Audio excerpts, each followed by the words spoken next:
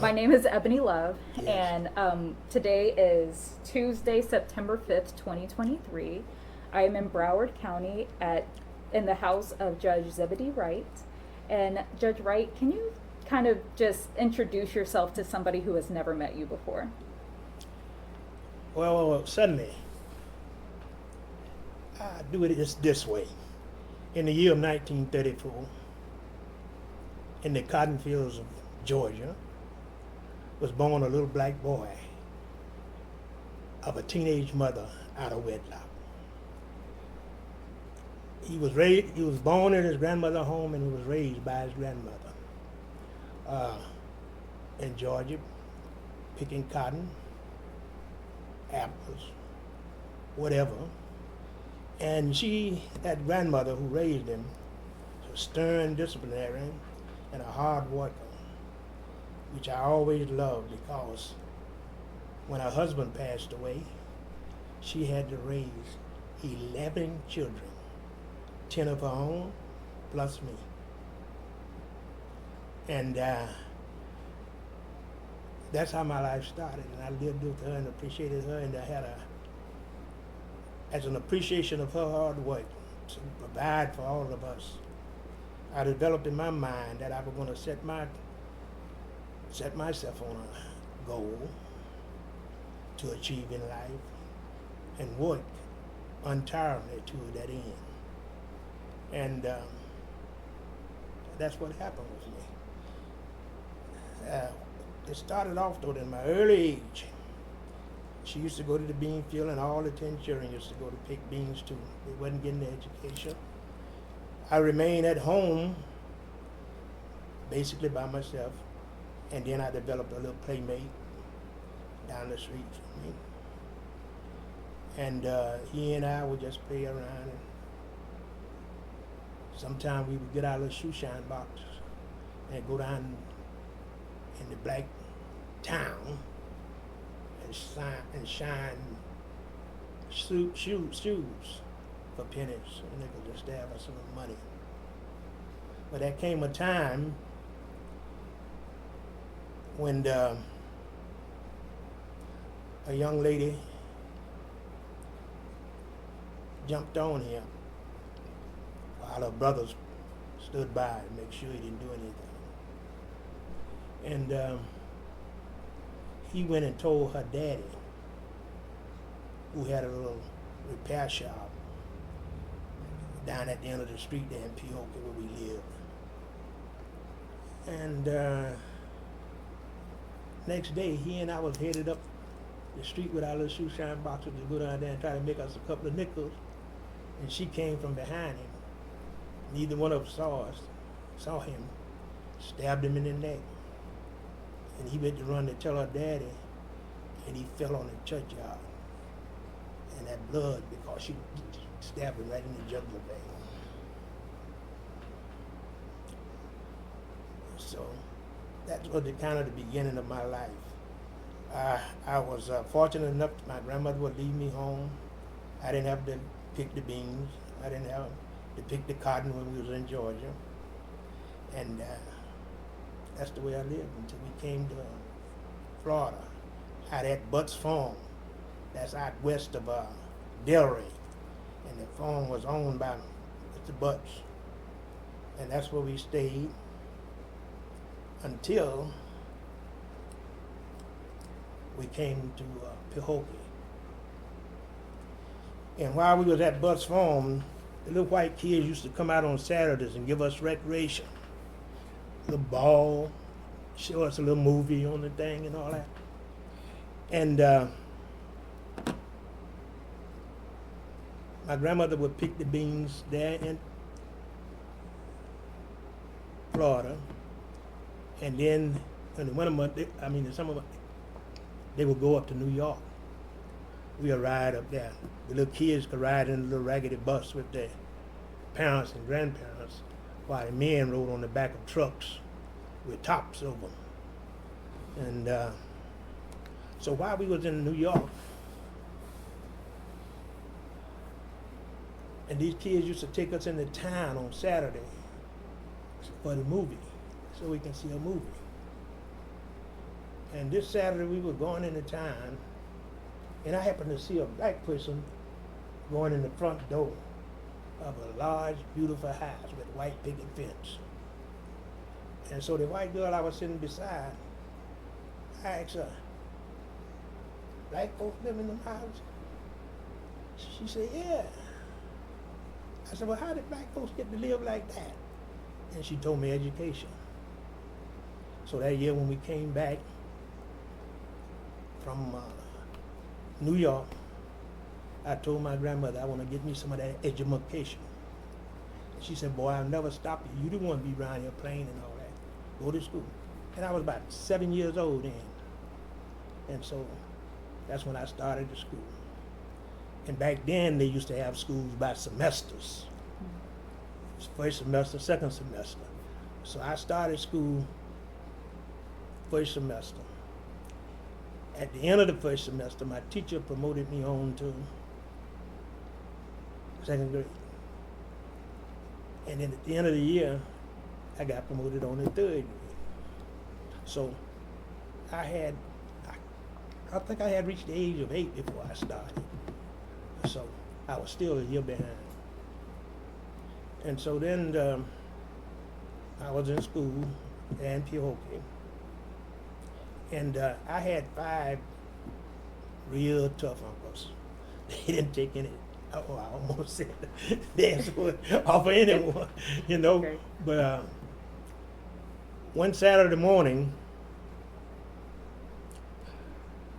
my aunt, after having picked beans all week, had a little dollars going downtown to spend them.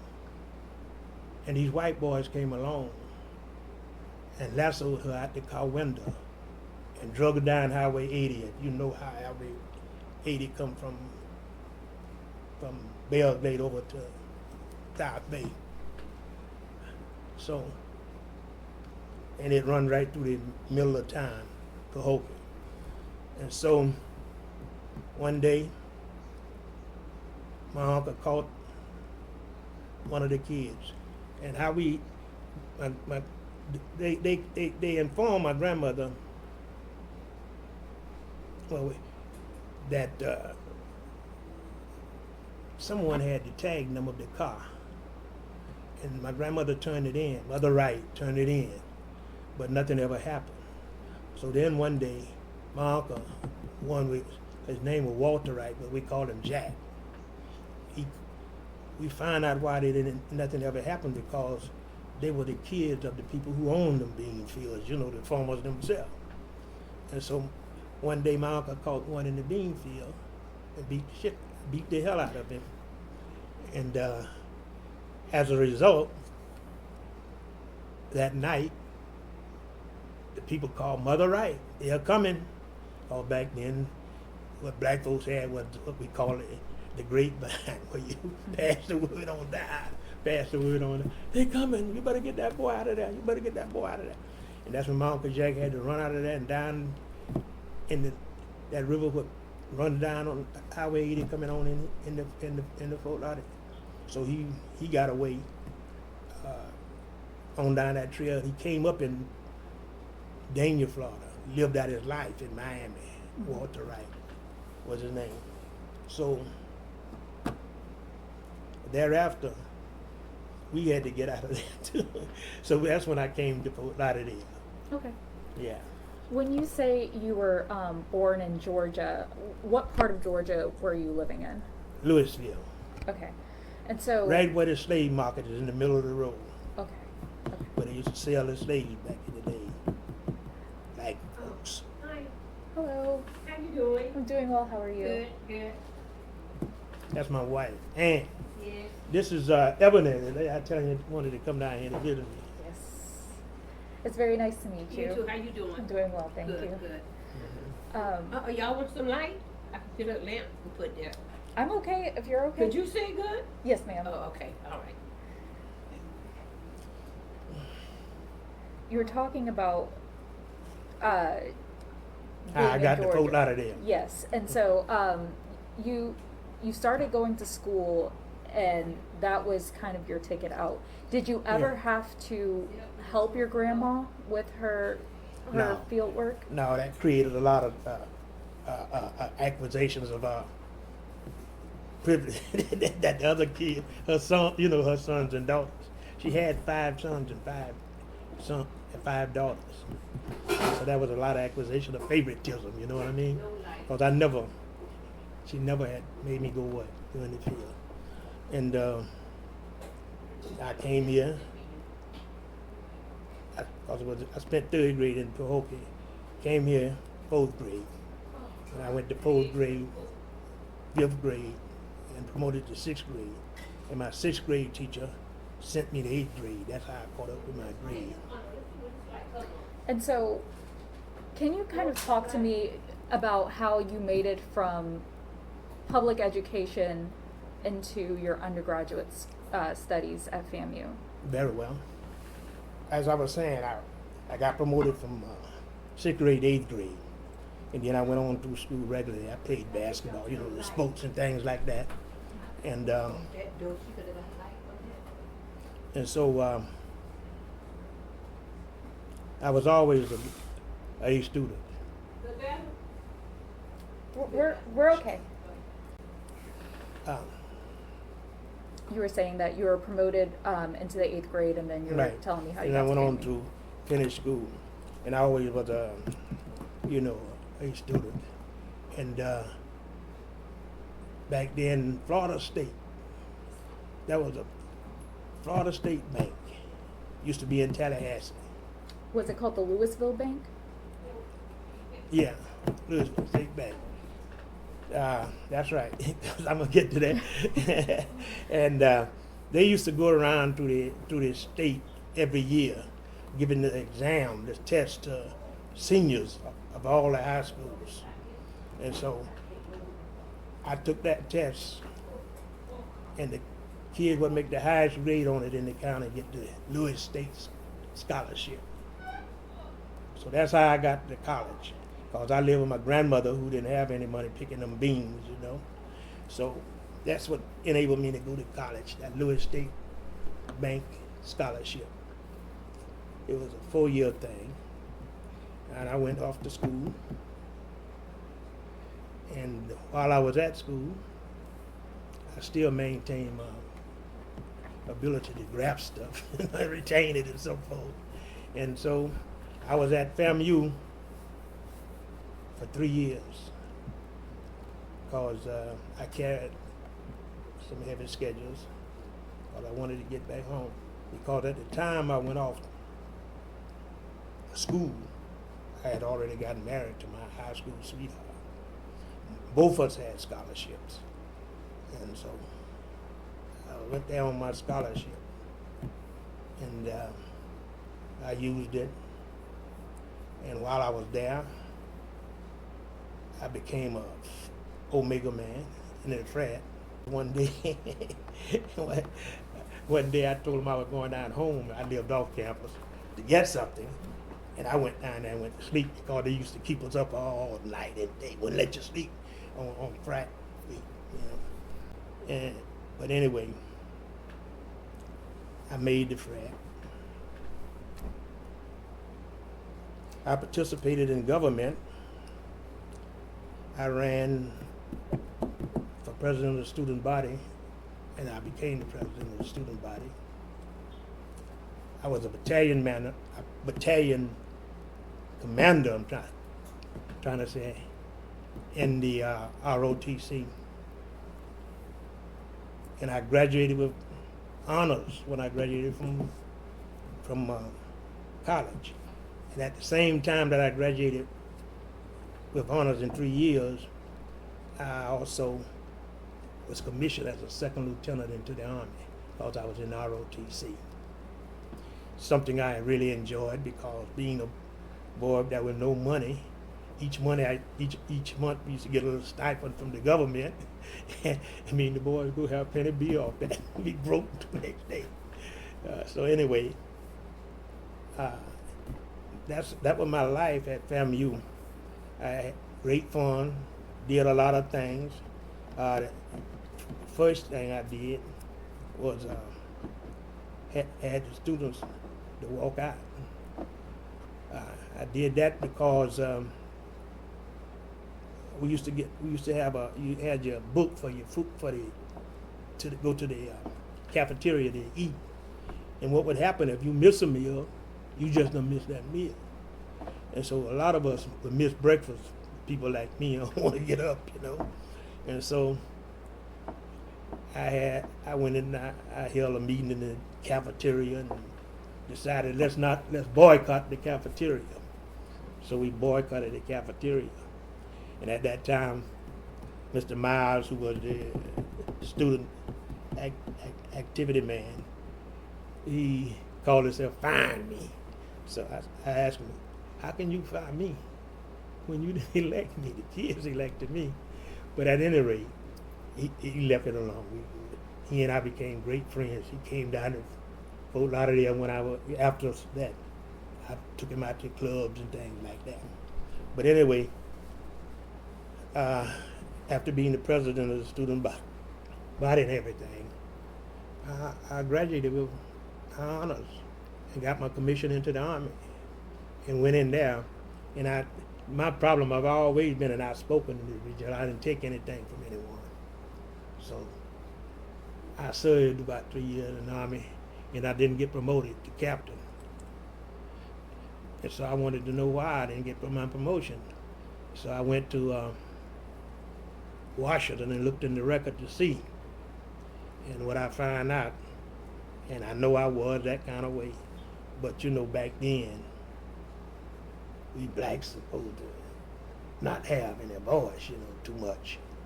And so I found in my record that my commander had said I was arrogant and questioned orders. And in the Army, well, they don't want you to question the order. They give you an order, you go do it, especially in that war, and all that kind of stuff. And they say I was arrogant, that means when a black man speak up like a white man, which I'm only being a man just like he is a man, you arrogant, So I think them the things what caused me not to get promoted. So I said, the hell with it, because I had to come back to Florida and teach school because that scholarship you had to teach those years that you used it. So I just got out and came on home, got an honorable discharge, came on home. Brunette, principal up there at Bunch Park, had a job waiting for me. So I came right on home and went to teaching in the elementary school because I majored in elementary education because my guidance counselor back then advised that was a sure way to get a job because we didn't have no male teachers back then, older women, So I went into that education so I'd be assured of a job when I came home. And I came home and had a job. And I was teaching school. I taught 3 or 4 years. What year did you graduate from FAMU? From FAMU? Yes. In 53, I think it was. So you graduated in 53, and then you served 3 years in the Army, and then you came out and did about 3 years teaching? Yeah, 3 or 4 years teaching and coaching. Okay, and then, so was it after those 3 years teaching and coaching that you decided to go to law school? Yeah, because how that happened is, that's what I was about to tell you. When I was teaching and coaching at Adams, it's a middle school now down there in Hollywood, Dania.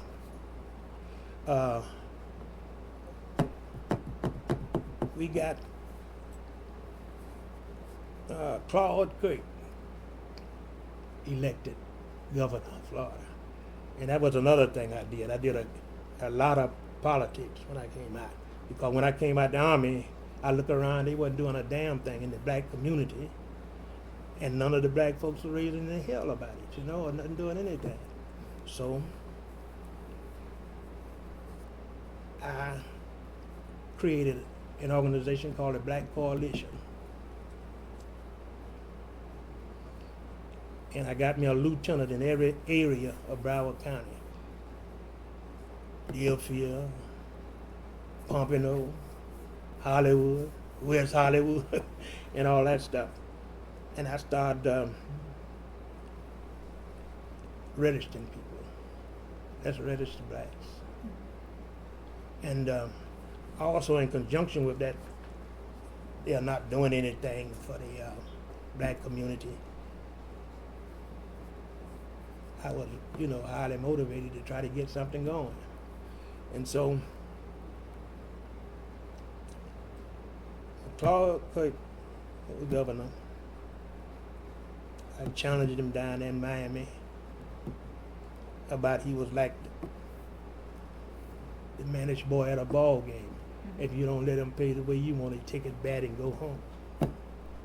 But at any rate, I walked out of teaching. So now, I told you about I was already married. So now I got 3 children and a wife. And I just walked out still and went on back to FSU. That's when I went to FSU. When you were registering folks to vote, was that, I'm assuming it was the later part of the 1950s and early 1960s? Mm-hmm. So what was that like? Because that was, when everything was happening with the civil rights movement and everything. So what was the atmosphere like when you were trying to register folks to vote? Well, this county was totally Republican except one thing, the registrar. So she would let me take the forms and things and give them to my people, and we go to their homes and all that stuff, and we register black folks. I would have meetings with the people, and we'd make strategy on what we're gonna do and all that stuff, and who we're gonna support and all that stuff to get something going. And so with that black coalition, we changed Broward County from Republican to Democrat, and you see it's still Democratic. It's the most Democratic county in the state. But how I did it, not only did I establish my black coalition,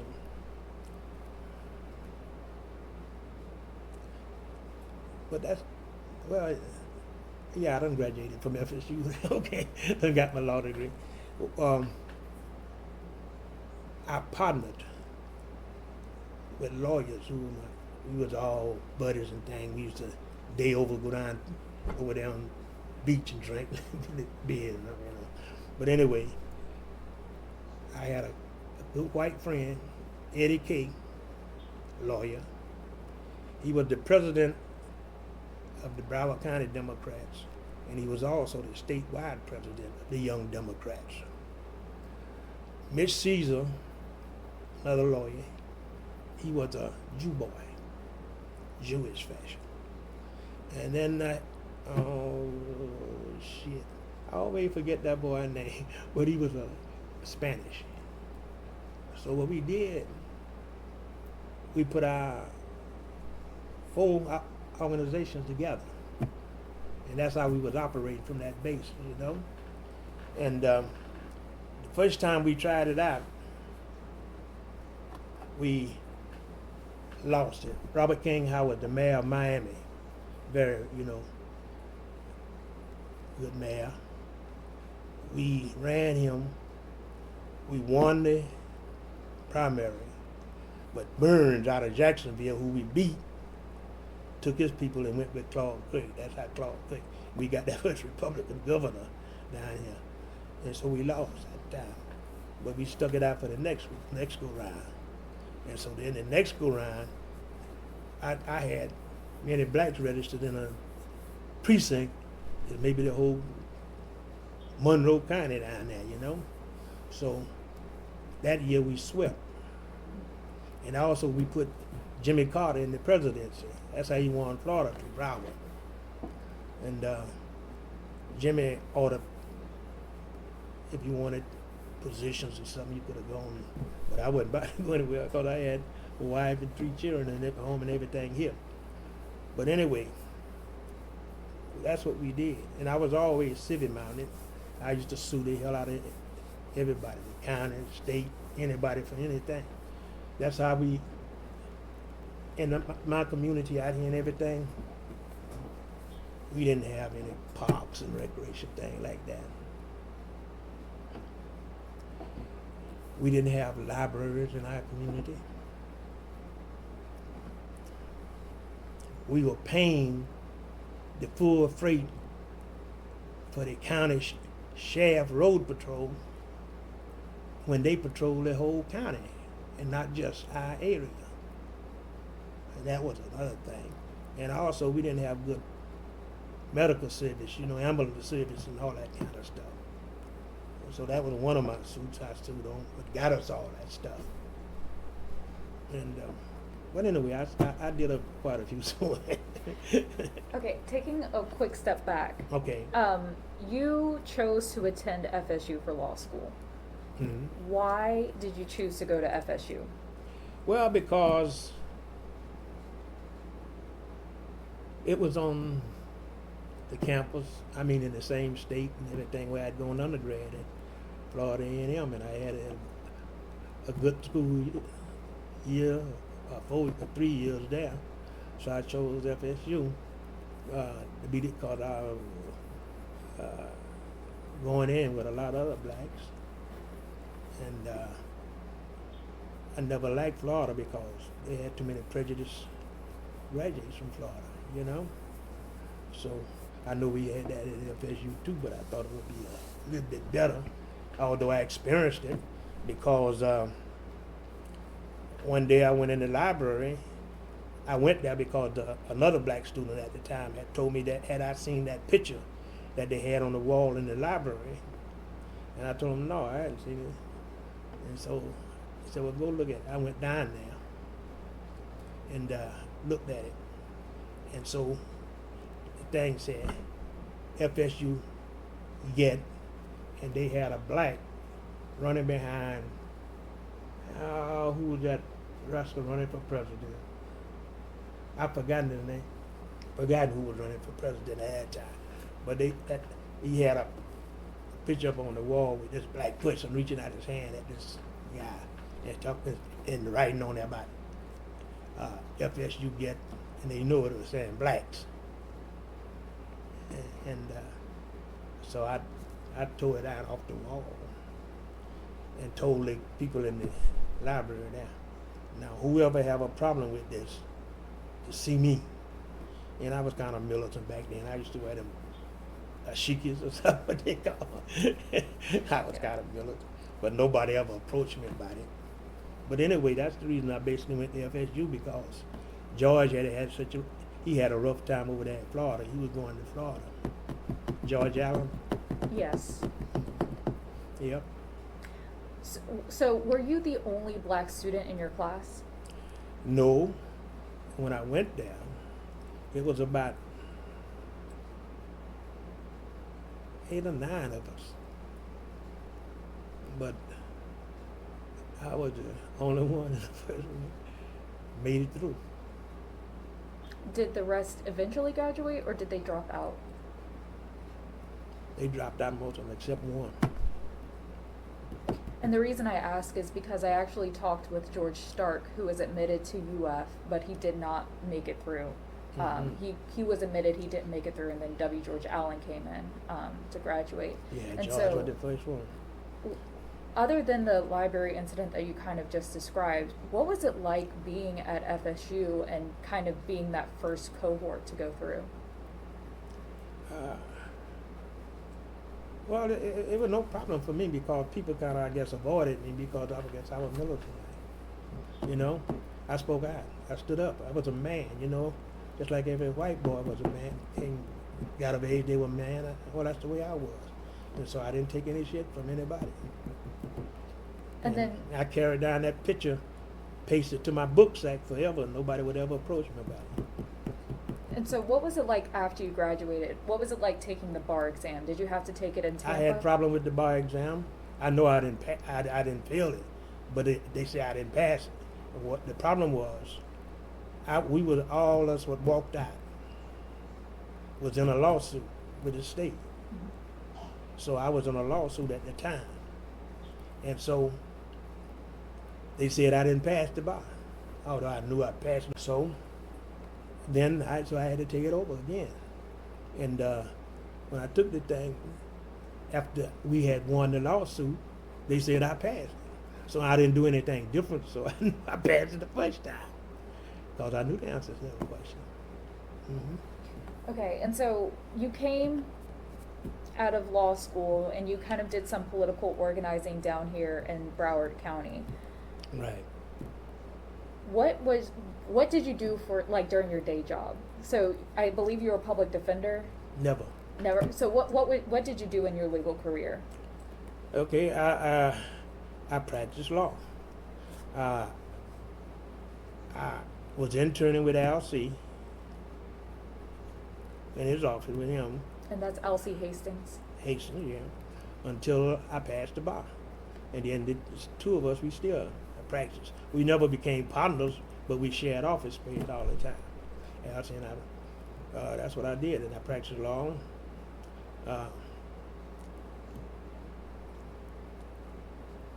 Not making any money, saving the lives of many, and I became a well-known lawyer in the Southeast region, criminal lawyer, because I saved so many of them rascals from that chair in jail.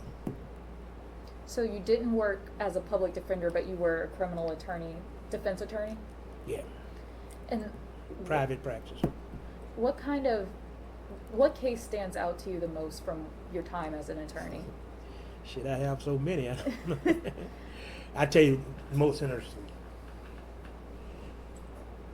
I hadn't yet passed the bar. And I was in the law office with LC. And LC had a little case in the city. And had me to go do it for him. And Eddie K was the little city judge, because the cities used to hire the different lawyers to be their little judges, you know. And the kid was charged with stealing at the store. And so I asked her about the facts of the case, and she told me she was shopping. She got this candy bar, and while she was still shopping, she ate the candy bar. But she kept the wrapper, because she was going to pay for it at the counter. All right? And when she got to the counter, that little security came and grabbed her and took her on the back of the room, and they accused her of stealing. Well, I asked her, had she passed the cash register? She said no, because they grabbed her when she came up there to me. So then, right then, I knew that I had that case won, because aspiratation is a part of stealing. So if she hasn't passed that cash register and paid for other goods and stuff, then you can say she was stealing it. Because her wood was she was going to pay for it. She had the wrapper. Why keep the wrapper if she's going to steal it and eat it? She stuck it up in between some cans someplace. So anyway, she was not guilty. My first major criminal trial, my very first criminal trial, was murder in the second degree. I got the case. This guy had been sitting in jail 6 months. When the lady, one of my workers out in the Davie area, came and got me. They asked me to do that case for them. So anyway, I made my discovery. You know, it's a discovery. And in my discovery that I had gotten in the what you call it, people what do the dead bodies? Medical examiner? Yeah, they're a medical examiner, but you know they have a name. But anyway, in the report, I saw that the lady died of a slap wound to the heart. So that piqued my curiosity. What the hell is he talking about, a slap wound to the heart? So I went down and I saw the guy, the doctor. And I questioned him about that slap wound. And he told me what happened was when the bullet left the gun, it was so close to her body that it was still wobbling. You know, when a bullet leaves the gun, it wobble, and then it get into true flight, and then drop and wobble and drop to the ground at the end. Well, the only witness he had was her brother, and his testimony had been that he shot her 10 feet away. Well, right then I knew that had to be a lie, according to the doctor testimony. So, the state, they wanted me to stipulate to this when we were on the trial. I told them, no, to what the doctor was going to say. I told them, no, I want the doctor to testify. Because I don't guess they had read that stuff and understood it like I did.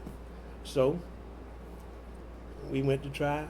In addition to that, my client had told me what happened was he was living with this lady, but he had a lady, where he had come from, Carolina or Georgia, one of them places.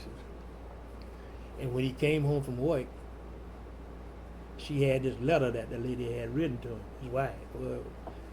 And she raising hell at him with that letter.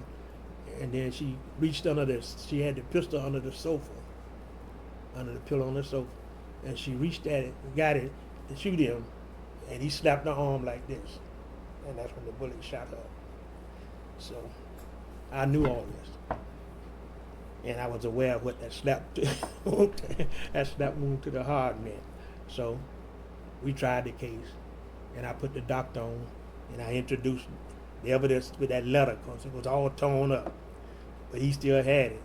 I used that letter and that slap wound to the heart, and the jury went out about 15 minutes when they came back with not guilty. And that was my very first major trial. And so from then on, I was successful. Mm-hmm. Now, if you're interested, I could tell you a couple more what made me very. I'm here to listen. Oh, okay. Well, I'll tell you another one another time. One here in Broward. This girl, little white girl, had been raped by these three rascals up there on Bus Farm. So they charged with rape. I had a client out of them three charged with rape. So when I deposed this girl, she couldn't describe my client. She really didn't know if she saw him again to recognize. Because they had been out there in the dark anyway, up in the woods and everywhere, you know what I'm talking about? And so, on that case, when we went to time for trial, I asked the judge for a pre-trial motion for in-court identification of my client. So I had gotten, we gathered up some black witness, young men like him, and all that, and they had the line up in front of the judge. And so the judge told her to point out the boy, the person that had raped her.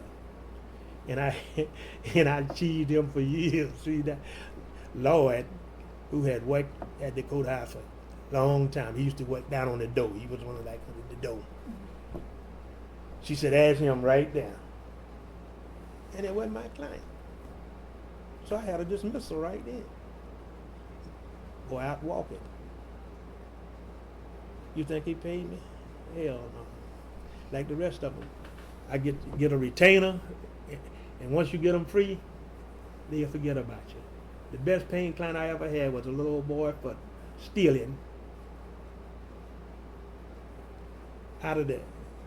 You remember them old bubblegum machines used to be in one of them? He was stealing the bubblegum out of that. And now I think I charged him $500. And I told him, pay me however you can, son. You know, that little kid paid me $5 a week until he paid me that $500. When I have them other rest, I won't pay.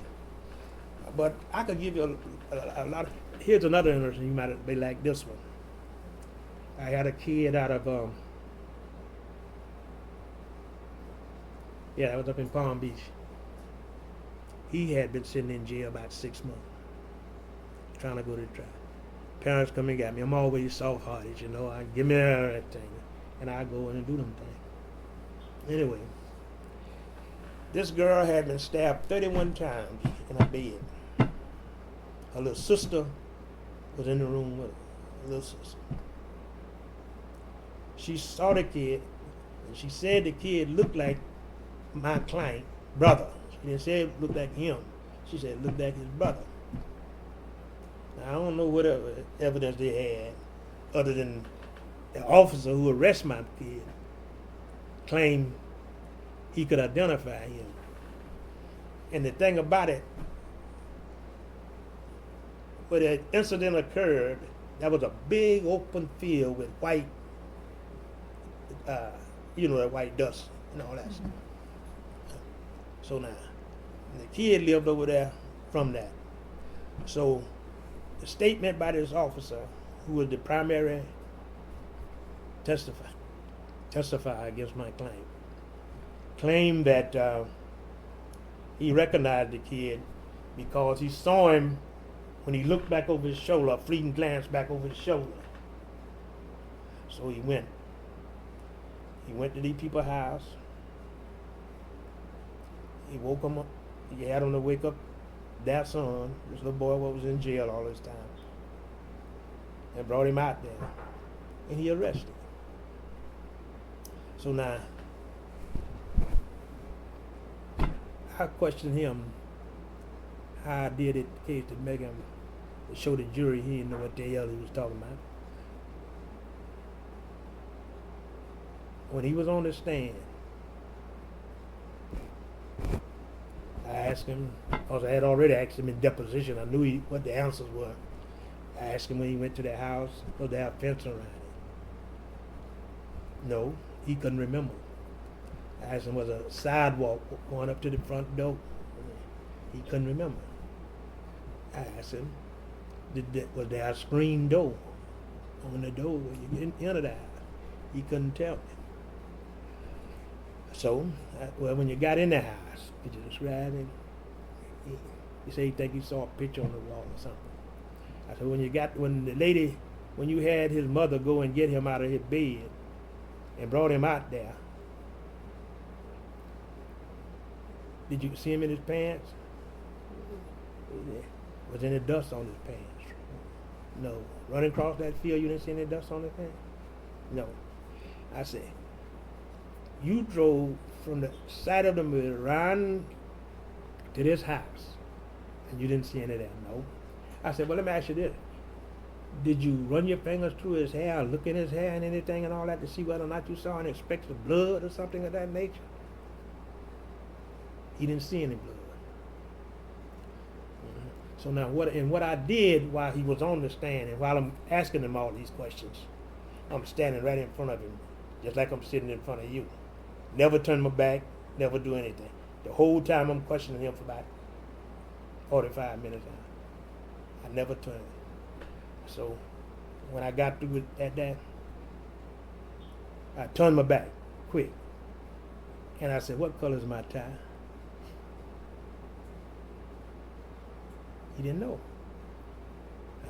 You mean to tell me I've been standing here in excess of 30 minutes, almost an hour questioning you? You've been looking right at it, and you can't tell me the color? But yet and still, that boy was way across that field, and you say he peeked back over his shoulder? Now, you haven't even seen his whole face if he peeked over his shoulder. And you're going to tell me this is the kid what committed this stabbing? They were back in a few minutes, not guilty. So I had not the whole year, I had a plenty of cases like that. That's why I became one of the noted criminal lawyers in the Southeast region. Mm-hmm. Yeah. I'm going to come back to this, but I remembered a question earlier. When I was driving to your house, I saw a sign that, it was like a road cleanup sign that said the FAMU Alumni Association of Broward County. Did you go to FAMU because it has a strong connection to this community, or were there other schools that you were considering before you chose to go to FAMU? That was a close connection to FAMU, yes. Okay. Because we had plenty of teachers and things of FAMUans, you know what I mean? And Yeah. the reason I ask is because Florida Memorial, I think, is close to here, and so was that ever a thought to go That there? Bethune Florida Memorial down there in Miami. Yeah, Florida Memorial. Mm. So you didn't want to go there? No, Okay. I want to go to FAMU, Okay. to the big U. Okay, got you. Okay, and Now, then, and I had a scholarship. You know what? Pay more. Well, they didn't pay you. We give you $200, and you got to scuffle the rest of it. got you. Yeah. And it was cheaper to go to FAMU than it was to go to FMU, Florida Memorial. I don't know whether it was cheap or not. I never tested it. Okay. Okay, and coming back to... I guess it would have been because I wouldn't have had to travel as far. True. It's just really interesting to me because a lot of the attorneys that I talk to, or the judges that I talk to, they went to FAMU, and so I wonder why, and that's why I asked the question. Yeah. Did Well, you- that was the school in Florida back then. Did FAMU. you ever meet someone named Henry Lee Adams? Henry Lee Adams. Looked like I did. Looked like I remember Adams. I can't recall where that was. So he went to FAMU for undergrad, and he was there the year that the law school for FAMU closed, and when FSU law had opened, and so I didn't know if y'all had crossed paths at all. Oh, But coming back to your practice here in Broward County, so in 1982, you became the first black judge appointed to a county court judgeship here in Broward County. yeah, that was the county court judge because before then it wasn't named county court judge, and we did have a black judge before me, Who was that? Reddick, Judge Reddick, Oh, okay, yeah, T.J. Reddick? TJ. Okay. Mhm. What was the appointment process like for you? Huh? What was the appointment process like? Oh, it was interesting. I put in my name at the very last minute, called TJ in Palm Beach. I'm trying to think of. First judge up there in Palm Beach. Was it Ferguson? No, not Fergie.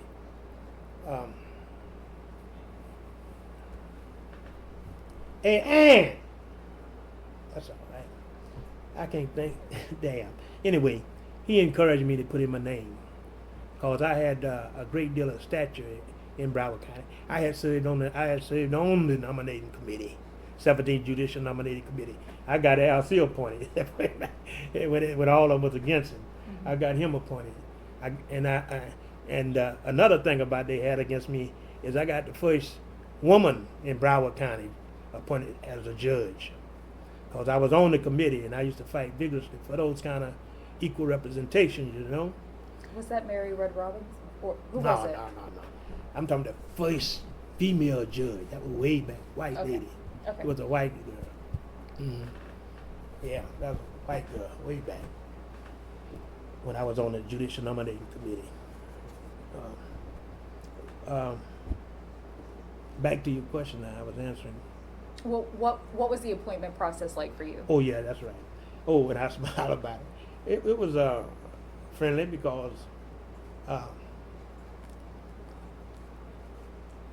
I had a reputation in Georgia, and Eddie K. and all of the boys, the gang. You know that what I told you about when we formed this organization. Mm-hmm. See all of them, especially Eddie. He had a pretty good close ties to Graham, so all I did is put in my name. At the last minute, TJ wanted me to put in my name because, goddamn, TJ, his name was TJ too up there in Palm Beach. He was a judge. Is it Cunningham? Cunningham. Okay. Yeah. There you go. Yeah. So he said, man, put your name. Because Henry Latimer Mm-hmm. got killed. He had an accident and got killed. So we wasn't going to have any black judge, you know. So TJ put him, man, we all got to keep the black judge on the bench now. So I put my name in the last minute. And then Ed and them did the rest. I didn't do anything. I just did that. Yeah, so the process was, I was highly supported by all of that. these lawyers in Broward County. And I guess that brings us to today. What advice would you give to lawyers who, not necessarily, from your story, what I learned is that you have to build these coalitions, not only in the Black community, but within other communities. And so that's how we kind of elevate people who look like us to the bench. Yeah, that's right. So do you have any kind of insight to lawyers today who, like how they should organize or how they should be moving in the community? Yeah, be visitable, be available, and have some goals other than making money. Think about issues that benefit your people and pursue them. You see, that's the way I was always a public guy. I had all kind of suits.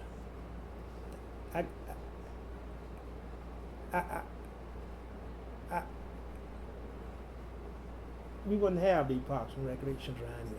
That big old library sit right over there on the corner from me. You didn't come through that way, did you? No, but I'm gonna go look at it. No. Yeah, right down there. Mhm. 20, go right up 27th Avenue, turn right over there. Mhm. We had one library, and blacks couldn't go there. So then, that one library on Sunrise, they built another big library along with them, building that one over there for us. Downtown, right downtown. They built that library. All as a result of that suit that I filed. And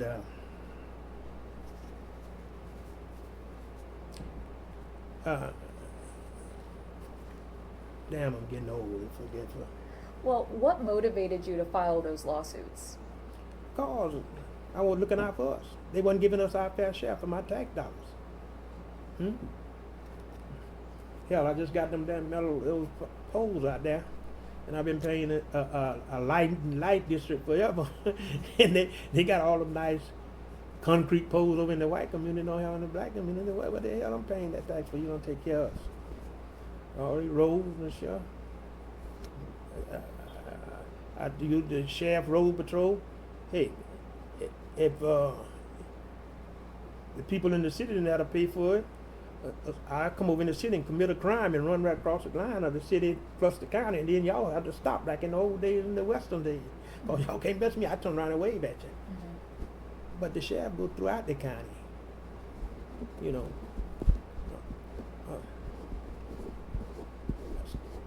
What would I schooled the school board about my wife, Kathleen. She been a teacher. And she was teaching all her life. I put up the run for the school board. She won it. First black Florida school board member.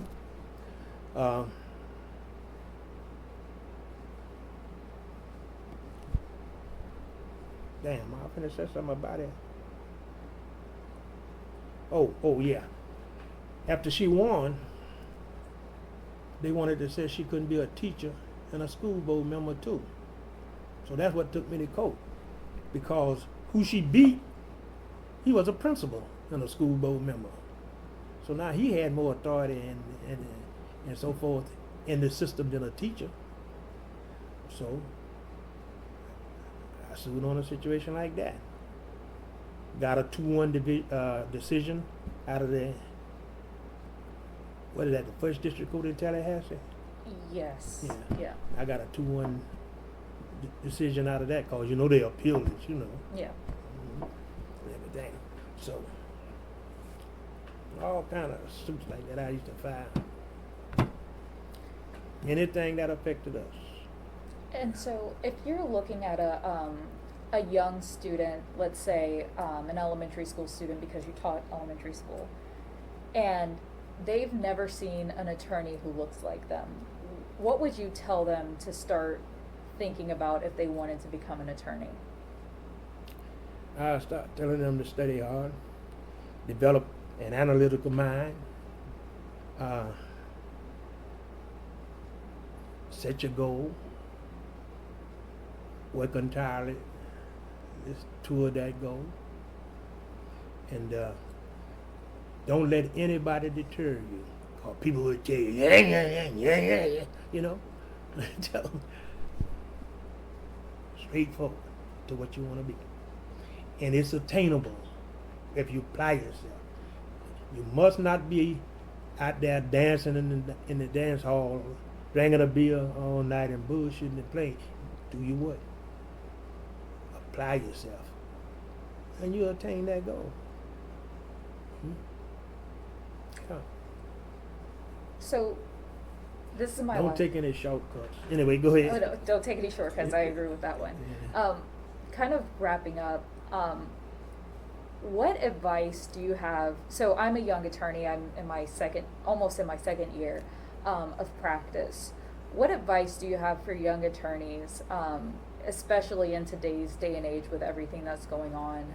And with everything going on, I specifically mean the Saturday before last. I'm from Jacksonville. There was a racially motivated shooting in Jacksonville, Florida. And it happened in the same streets that I was bused through when I was a kid. And so going to that vigil and just like experiencing that, it was a lot. And we're actually having a funeral for one of the victims on Friday. And so what kind of advice do you have for young attorneys in this day and age with everything going on in Florida?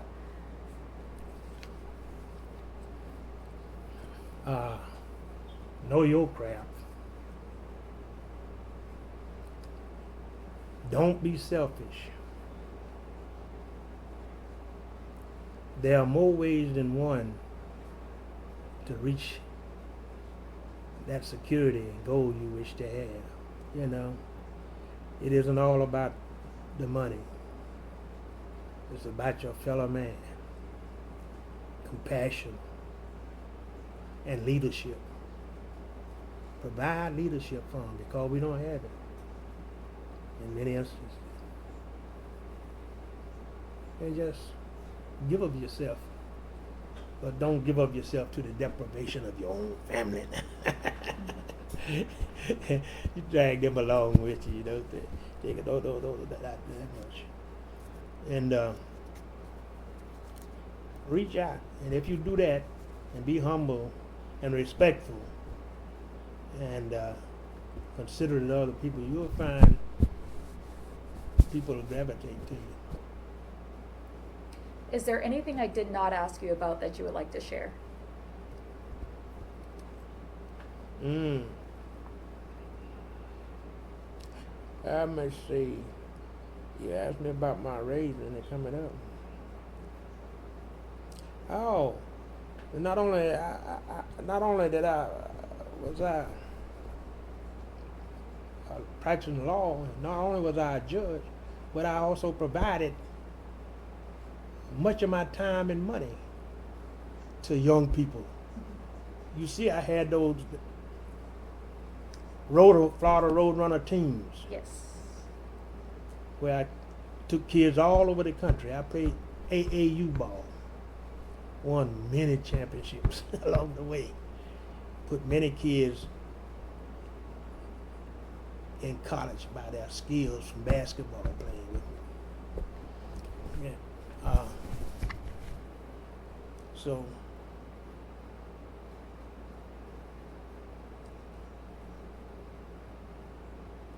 wait a minute. Say again. I thought because I finished saying something about something and forgot. I said, is there anything I did not ask you about that you wanted to share?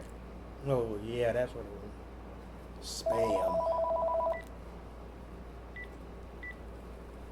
And you started talking about the Florida Roadrunners, but I don't know if there's anything else you wanted to share.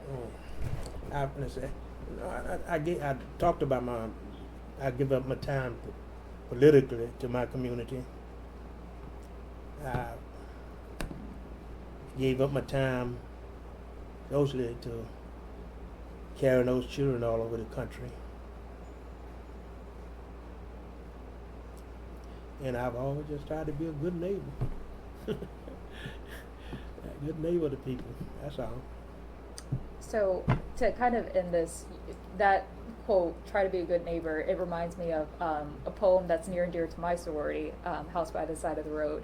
But basically, let me live in a house by the side of the road and be a friend to man. But why should I sit in the scorner seat or hurl the cynic span? Let me live in the house by the side of the road and be a friend of man. So it's like not scorn anybody for who they are or for their faults or anything like that, but also just be a friend to anyone who comes and lives in the neighborhood with you. And so I've learned a lot, but yeah, I hope that people will find inspiration in your story. And I really hope that, you know, if there's anything else that you want to share, I'm always open for a call or anything like that. But am I sparking any memories, or did you have anything else to share?